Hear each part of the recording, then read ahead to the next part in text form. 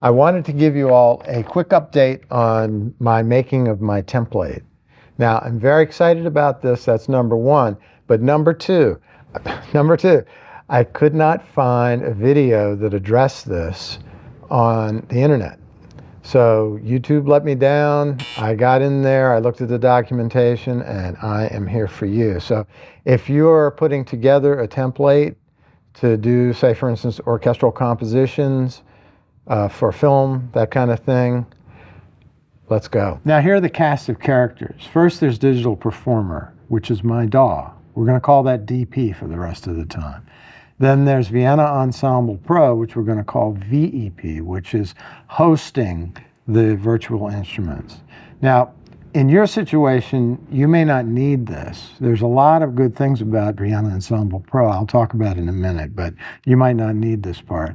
The third thing is the library itself. This time I'm going to talk about Spitfire, and I'm using the chamber strings, the studio brass, and the studio woodwinds.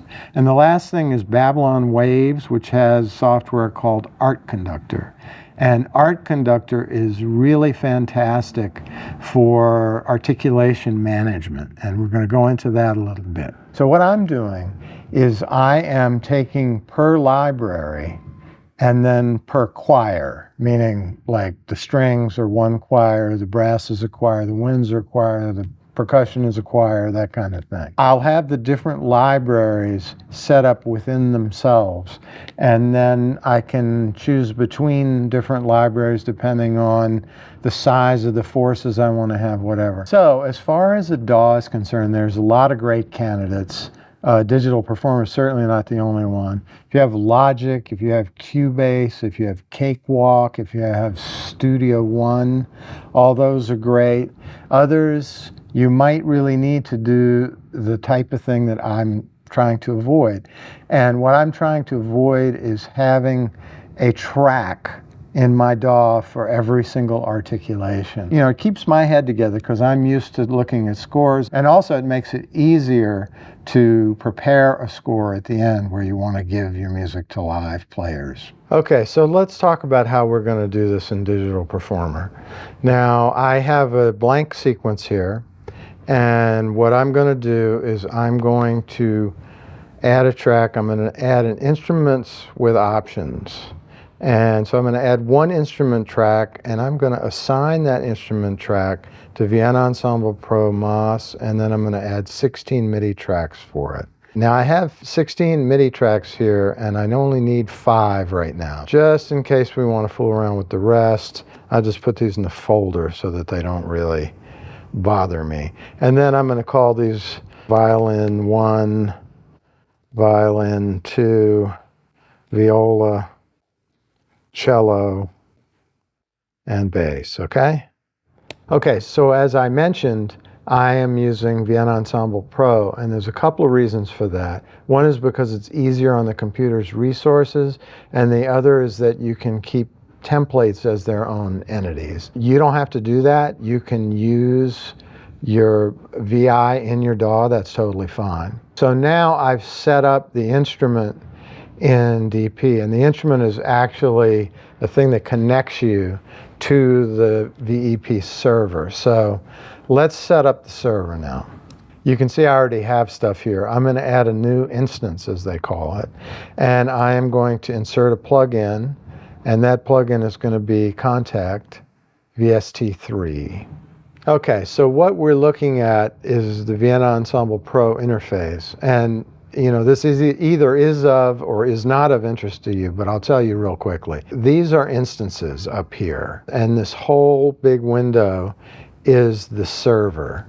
And the server can have a number of different instances, and I have just added one, which is untitled, and I've added a Kontakt instance. If I wanted to add another Kontakt instance, I could just go here, insert a plugin, Kontakt, and there you go. And I'm just going to call this Spit Strings. Okay, so the next thing is that I'm going to go back to DP for a second. I'm going to show you this other thing. Right here, I am going to move this instrument track to a VRAC. Now, The reason why I do that is because then I can change between sequences. Sequences could be a cue, they could be a song, without changing between the V rack, V for virtual. So if I go to the mixer and I look at the V rack, which is right here, I have just added this one in here. I'm going to call this Spit String 2, okay? Now, when I open this up, I'll pull it down here, and I'm going to connect that to the untitled one right there. And so now it's connected. These 16 tracks, which I added, are all going to this. Notice the name changed to reflect the fact that I changed the name in the VRAC. And they will address this new instance in Vienna Ensemble Pro that I've put in. So next, let's address how we are going to deal with articulations, right? So once again, articulations are things like the tremolando or the legato or the pluck thing. Of course, I'm talking about a violin, which is what we're going to use. Some very successful people have them on a bunch of different tracks, and there's thousands of those tracks in their DAW session. Well, I don't really want that, so that's not what I'm going to do. But Spitfire will provide you with just individual patches in one folder. And the next level up is that they will provide you with all-purpose patches. An all-purpose instrument is one that has articulations that are commonly used, but they don't go crazy with it, so they don't have a lot of the more, let's say, decorative types of articulations. So I want the third type, which is I want to have all of the main core articulations in a patch that's addressed by one track. And then, of course, the last thing is zany stuff that you'd almost never use. Like the violins in this library have disco falls, like that, and disco.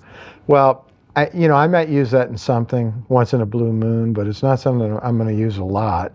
So what I'm going to do instead is just put that in as a special and in a project when I need it, but I'm basically going to stick with that core group. So that's what I'm going to talk about today, because the others are pretty self-explanatory. I will show you through the library folder, though. If we go into the instruments, you can see we have a kind of a basic sort of instrument. These are the ones I was talking about before. If I load these up, you can see they have 8 different articulations. This is legato, long notes, marcato, staccato, pizzicato, col legno, and then tremolando and trills, whole step and half step. What we're going to concern ourselves with today, though, is the advanced techniques. And in the advanced folder, there's a few different folders. Some of them, other patches, are things like light patches, economic patches, and then time machine, which is where you use these patches to be able to manipulate short and long in staccato or other short articulation patches. Today, though, we're going to talk about the advanced folder, and we're going to get 3 different patches. One is we're going to get the legato performance patch, and then we're going into extended techniques folder, and we're going to get the core techniques, and we're going to get the decorative techniques. Now, there's a few things that we need to do to get this connected correctly to Digital Performer or to whatever, and it's, you could do this in the DAW too, but within Kontakt you have to do a few things. So first thing is we need to put them all on the same channel. Okay, so we're going to do this on channel 1, right? That's the first thing. Secondly, we are going to click the spanner tool on each one of them, and that's going to bring up some of the mix stuff and the controllers, round robins, and also this little lockdown here is going to allow us to lock this to UACC key switches.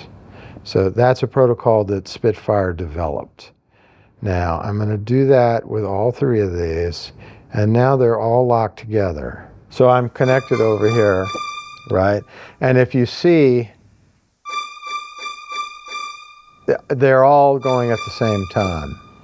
That's because we haven't really told it what articulations we want to use yet. We're going to want to use key switches to go between all these different articulations, which we see here. There's a few different legato bowings. There's flautando, sul pont, of a couple different kinds, sul tasto, on the G string, the digging in, like there's all sorts of stuff here. And then down here, there's even more. There's some tremolandos, there's some FX, some of it is just bow noises and stuff like that. And then of course the trills and measured tremolandos. And so there's just a bunch of stuff here that you can grab. And so now we need to teach Digital Performer what to do. Now, because they're key switches, they're going to be switches that are lower than the range of the instrument. When they're combined like this, basically it takes care of it under the hood. Now, the last thing, which I didn't talk about yet, is Babylon Waves. And Babylon Waves is a company that makes a software package called Art Conductor. I guess art is for articulation, right? Clever. And then they have so many different articulations, which you can see here. And if you just pay $100, you can just get them. This would take forever to do, and I think it would probably be out of the range of my expertise. So what I'm going to do instead is I'm going to teach this what articulation I want. Now here I go. I'm going to go into Project, Articulation Map Setup, and I am going to find chamber strings. Here they are, patches. So this indicates that this is going to be the complete part that you put in. You can see all of these things are here, and they all have symbols which will show up in the notation part of DP, which is called Quick Scribe. So now I'll close that, and let's just play something in here.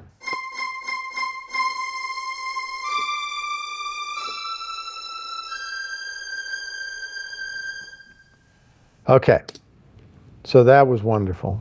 I don't know who wouldn't love that.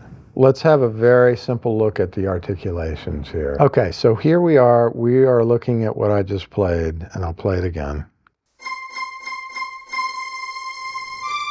All right, so I have this up now, and here are our articulations. You can see them down here. So I just need to grab these. I think I'd like them to be staccato, so I'm just going to move them down. I usually have this in a much bigger window. Let's do marcato. See what that sounds like. That's good. Then these I'll leave as legato, but let's do the last one as a tremolando.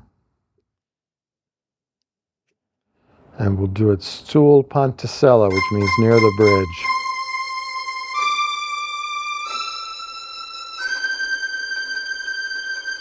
So, final thoughts.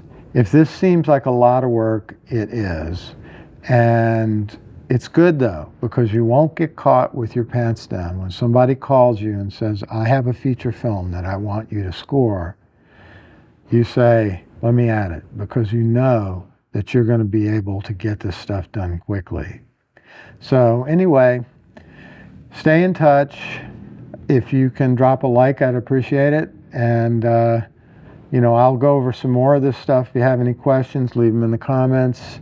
And I will see you next time. Thank you so much for watching me. Take care.